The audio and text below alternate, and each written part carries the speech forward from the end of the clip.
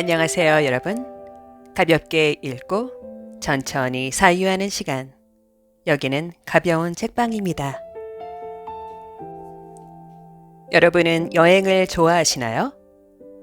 여행엔 여러 가지 종류의 여행이 있겠지만 여행의 본질이란 나에게 익숙하고 편안한 곳을 떠나 낯설고 불편한 곳으로 몸과 마음을 잠시 옮겨보는 것일 텐데요. 여행이 우리의 마음을 그토록 들뜨고 설레게 하는 것은 아마도 여행지에서는 또는 여행을 가는 과정 안에서는 항상 우리가 상상하지도 못했던, 준비하지도 못했던 놀라운 상황들이 종종 발생하기 때문이 아닐까요? 오늘 여러분들께 소개해드릴 책은 최근 저의 여행지에서 우연히 만나게 된 보석 같은 책, 정여울 작가님의 빈센트, 나의 빈센트입니다. 이 책은 화가 빈센트 반 고흐의 삶을 다루고 있지만 사실은 우리 자신의 삶을 견디는 방법에 대해 이야기하는 듯 하는데요. 여러분은 너무나도 유명한 화가인 빈센트 반 고흐에 대해서 얼마나 알고 계신가요? 저에게 있어 고흐란 해바라기, 고흐의 자화상, 별이 빛나는 밤과 같은 너무나 유명한 미술 작품들과 그의 인생이 가난과 정신병, 인정받지 못함, 지독한 외로움과 같은 한 사람이 감당하기엔 너무 벅찬 어려움들로 가득했다 정도인데요. 렘브란트나 피카소처럼 살아서도 죽어서도 재능을 인정받는 행운을 가진 화가들과 달리 고흐는 생후에서야 많은 사랑을 받게 된 불운의 천재 작가의 아이콘이었습니다. 그러던 어느 날 런던의 내셔널 갤러리에서 그의 작품을 만나게 되었을 때 그 자리에서 쉽게 떠날 수 없는 제 자신을 발견하게 되었는데요. 미술을 전공한 적도 예술을 지속적으로 즐기고 접한 적도 없는 저처럼 평범한 사람의 마음조차 크게 붙들어매는 강렬한 그의 작품의 힘은 어디에서 나온 것이었을까요? 빈센트, 나의 빈센트는 기본적으로 반 고흐의 전기 형식을 띠고 있지만 실제로는 작가님이 10년 동안 빈센트 반 고흐의 발자취를 따라 네덜란드, 벨기에, 프랑스 곳곳을 여행하며 그의 흔적을 더듬고 그의 그림과 편지, 삶의 상처와 열정을 자신의 감성으로 풀어낸 따뜻한 에세이집입니다. 누구나 한 번은 인생에서 빈센트를 만난다 라는 책의 부표제가 이 책을 덮을 때쯤엔 우리의 마음에 아련히 내려앉는 것을 느끼실 수 있을 텐데요. 그의 어린 시절, 젊은 시절, 예술가의 삶을 살아가기 시작한 시절의 이야기와 그 시절마다 그가 완성한 그림들을 보다 보면 어느새 눈가에 눈물이 고이는 것을 피할 수 없게 됩니다. 그렇다면 빈센트는 어떤 사람이었을까요? 그는 6남매 중 마지로 태어나 조건적이고 통제적인 부모의 사랑 밑에서 자라나는 호기심 강하고 유별난 아이.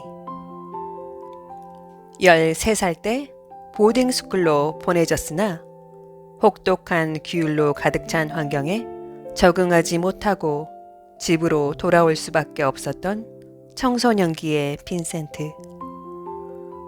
어머니 안나는 자신의 기대를 채워주지 못하는 빈센트를 일찌감치 자신의 관심과 돌봄의 영역에서 지워버리고 사랑스러움과 빛으로 가득 찬 아이 테오에게 모든 기대와 관심을 쏟으며 심지어 빈센트가 요양원에 있었을 때조차 방문하지 않았다고 합니다. 그리고 빈센트의 삶에서 빼놓을 수 없는 존재인 동생 테오 반 고흐. 그는 동생이면서 빈센트의 화구상이었고 그의 예술 활동을 재정적으로 또 정신적으로 지지해 주었던 거의 유일한 사람이었습니다. 하지만 이 관계조차도 완전히 평온할 수는 없었는데요.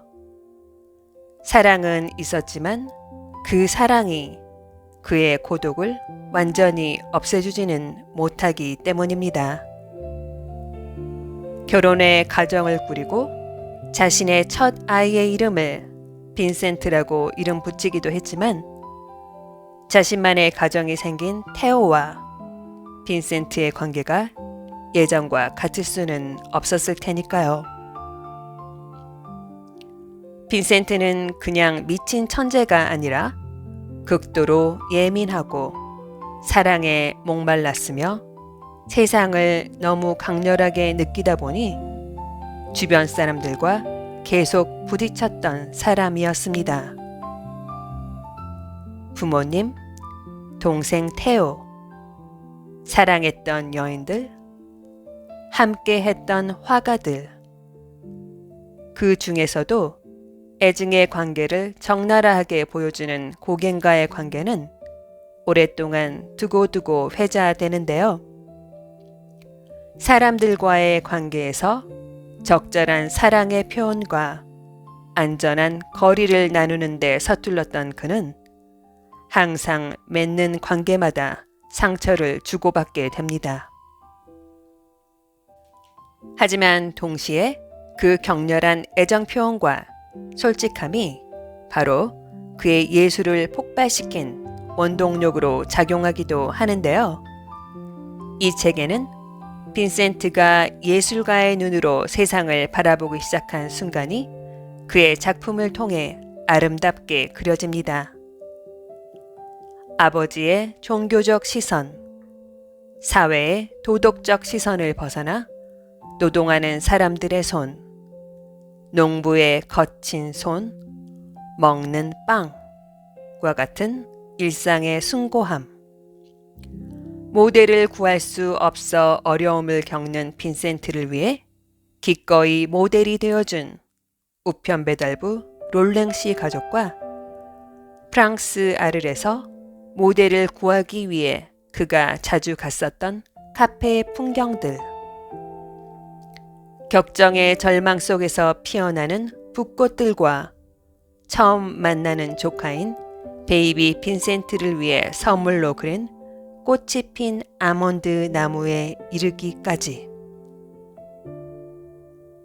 빈센트는 나는 왜 이렇게 아플까 하면서도 붓을 놓지 않았고 그 아픔을 색채와 붓질로 아름답게 승화시켰습니다. 빈센트의 인생을 비극이라고 부르는 것은 너무 쉽습니다. 하지만 정여울 작가는 조금 다른 질문을 던집니다. 정말 그의 인생은 실패한 삶이었을까? 우리는 보통 외적인 결과물들로만 타인의 삶을 판단합니다. 돈, 명성 또는 인정과 같은 것들로요. 하지만 빈센트는 그 모든 것과는 다른 기준으로 자신의 삶을 살아냈습니다. 그리고 그는 끝까지 자신이 믿는 아름다움을 포기하지 않았습니다. 그렇다면 어쩌면 그의 삶은 실패라기보다는 끝까지 자신으로 남아낸 삶이었다라고 말하는 것이 더 정확하지 않을까요?